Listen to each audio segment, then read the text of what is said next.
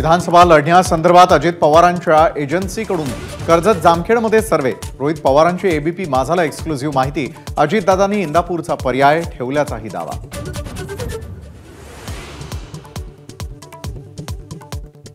शरद पवारांसोबत जाणार का या प्रश्नावर अजित पवारांचं नो कमेंट। बारामतीमध्ये सुळेंविरोधात सुनेत्रा पवारांना उभं करणं ही चूक, अजितदादांकडून पुनरुच्चार।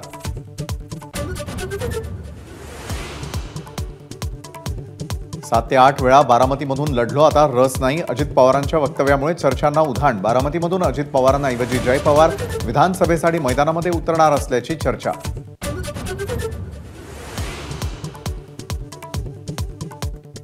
मंत्रिमंडळाच्या बैठकीमध्ये अजितदादा शिंदेनंतर कृषी विभागाच्या सचिवांवरूनही वादाचा अंक, तर लाडकी बहीण योजनेवरून महिला बालकल्याण आणि तंत्रज्ञान विभागाच्या सचिवांमध्ये खटका, पण सरकारकडून खंडन।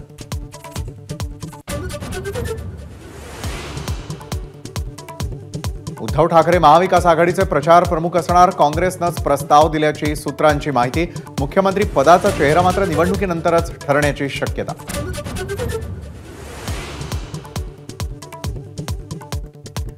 जामिनावरती बाहेर असणाऱ्या नवाब मलिकांनी अखेर अजित पवारांसोबत असल्याचं केलं जाहीर। मलिकांच्या एक्सपोजच्या प्रोफाईलमध्ये घड्याळाचं चिन्ह। भाजप काय भूमिका घेणार याकडे लक्ष।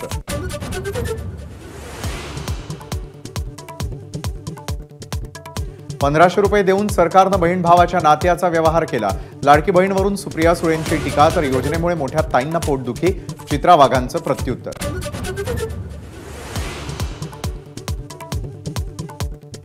लाल किल्ल्याच्या भाषणामध्ये पंतप्रधान नरेंद्र मोदींकडून सेक्युलर सिव्हिल कोडचा उल्लेख। देशातले कम्युनल सिव्हिल कोड हटवण्याची गरज केली व्यक्त।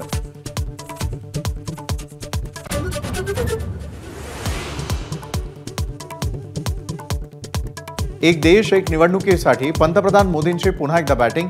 सर्व पक्षांना विचार करण्याचं लाल किल्ल्यावरून आवाहन।